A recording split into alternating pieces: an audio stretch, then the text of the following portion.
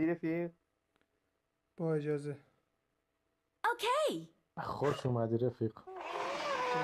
یه بیادبی نمی کنم ولی شبا با مادر دم میکنم. تو رو خدا لول 100 کجایی؟ 17 پلی من با 40 تا اختلاف داخل روم زدم. واو ایول. الان کدومتون میزنه؟ الان کدومتون گندگوز اینجاست؟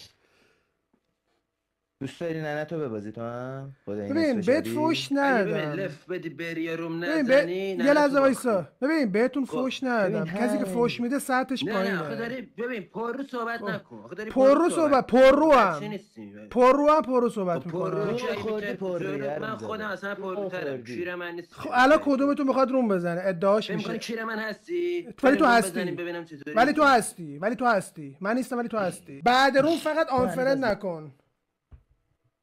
ننتو میبازی میری. این به چی گفتم؟ ببین ننتو میبازی امشب. به کدومتون فقط اد بدم؟ ننتو میبازی. باشه. به کدومتون اد بدم؟ لیدر لابی. خایمال لابی حله. اد دادم. اد کن. بس صدا رو داشتی؟ کیرم تو ننت بره؟ نه بیکار نبودم. بیکار نبودم. این از ایناست که وقتی دارن ننشو میگن. ببین فقط یه چیز میگم بعد از روم آنفرد نکن. بعد از روم آنفرد نکن. همین الان از لابی فرار نکن. آره میخواد کسبازی در بیاره که مثلا صدا نره. آره ببین بهونه ها رو نگاه کن. میخواد ننشو ببازه. میخواد یه جنده لفت بده لابی بندازه بره. واقعا لابی رفت. آره. قشنگ داشته باشه نگاه کن فرار میکنه. آره تو موشکه داره میره کره ما. صدا قطع وصل میشه نمیشنوه. کره ما اونجا دارن فیلم پورن آدم فضایی با ننش میسازن. فقط بلده هجی بره تو این استا 2 تا کستاده بازی تی دی ام ام پر پیک لایک دیس. حاجی این حرومزاده 100 کا فالوور داره. داری 1 2 3 ننه جنده داری 1 2 3 کیری. نه کسی تو ننه جنده رو کیک نمیکنه. خودت ننه تو میبازی میری. به این بهت کی گفتم فرار نکن. همینجا فرار. بابا لا فارسی حرف بزن. تو لیست میزنی داری لیست میزنی عربی حرف میزنی. کیر تو کاسه ننه داره روان یک چون نشره مادر جنده. فرار کرده. نه در حد نیستی. 1 به 2 با تو میزنم. 1 به 2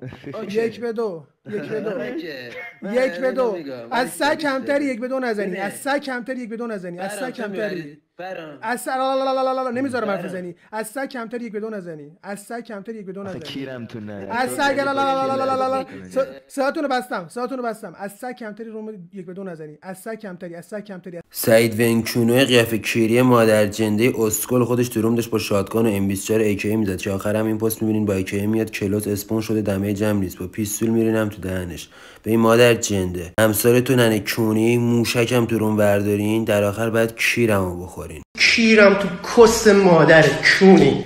بیا اینجا کیر منو بخور خار کسته.